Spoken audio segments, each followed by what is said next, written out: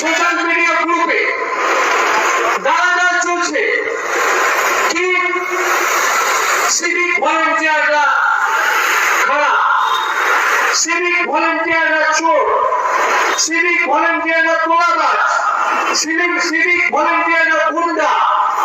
এই যে ঘৃণা, এই ঘৃণার বিরুদ্ধে প্রতিবাদ করতে হবে।